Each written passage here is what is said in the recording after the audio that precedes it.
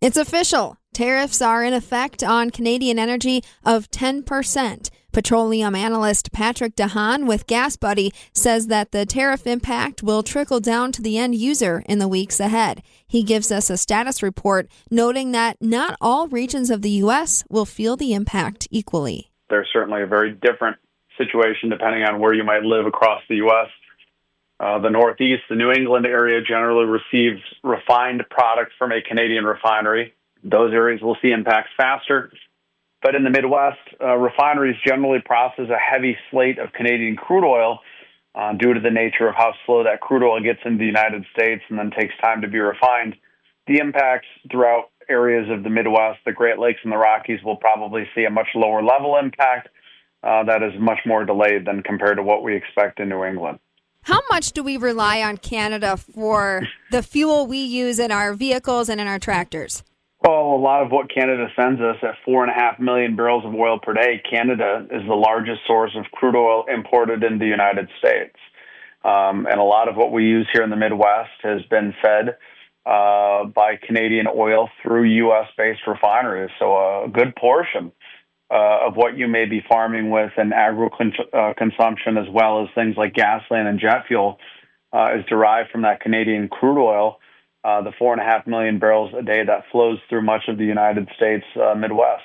Can you speak to the argument that the U.S. can support itself with petroleum? Is that argument valid? Not really. The difficulty in making such a simplistic argument is that it ignores the status quo for the last 60 years.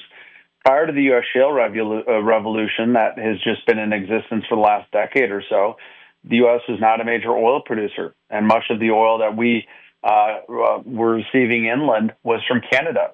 And so our systems have been built around that stable supply of Canadian oil that's existed for the better part of 5 decades.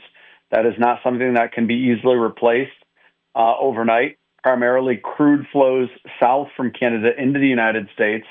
And what you're proposing potentially with using more U.S.-produced crude oil in these refineries wouldn't be able to be possible because the pipelines generally would need to be reversed, and more pipelines would need to be built at great expense and considerable time. So it is not feasible that the U.S. simply would just cut off Canadian oil and use its own oil because it's much more complex.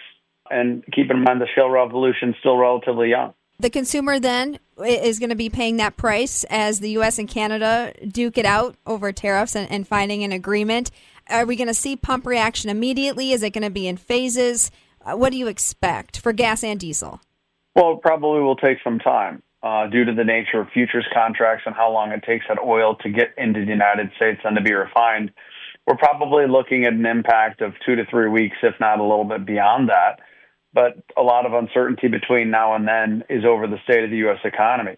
Will tariffs continue through the next several weeks? Will it soften the economy to a point where demand is going to drop considerably? That's a wild card that could potentially offset part of the impact that would cost consumers more in terms of tariffs. So there's a lot of uncertainties. I don't expect tariffs to be an impact at what you pay at the pump for the next few weeks. There's going to be movement in prices over the next few weeks, but very little of it will be due to tariffs.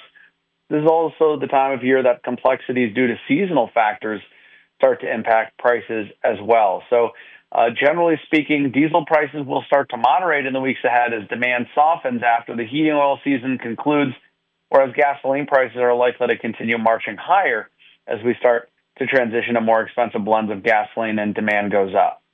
When trade tensions bring volatility, is there ever an opportunity here for domestic biofuels? I'm thinking about ethanol production, biodiesel production. Is this opening up a window for them? Oh, potentially. But again, this is something that would have had to be planned to be able to execute well on it. Americans drive the same cars they did yesterday. They generally need the same fuels as they did yesterday. While there is the possibility of using more things like ethanol, as you certainly are well aware, a farmer's not going to go out and buy a different combine tomorrow that's based on a different type of fuel. And considering that, ethanol is a relatively newcomer to the ag sector, potentially replacing diesel. So a lot of complex questions. that are very complex and potentially convoluted based on whether or not the tariffs will be around in the next few weeks. So it's certainly a bit of a minefield to navigate these complexities. And I think that's the biggest question, is how long the market expects these tariffs to continue. I don't really see any end users making large snap decisions yet.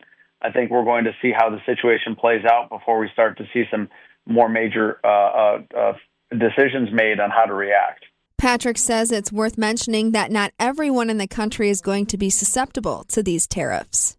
Due to the nature of tariffs, the retaliation may actually potentially offset part of the potential increase by weakening the Canadian dollar. So there's a lot of levers that are all moving at the same time, and it's certainly very much a challenge to know exactly what will happen in the days ahead. An evolving situation, according to Patrick De Haan. He's the head of petroleum analysis at GasBuddy. For the Midwest Farm Report, I'm Stephanie Hoff.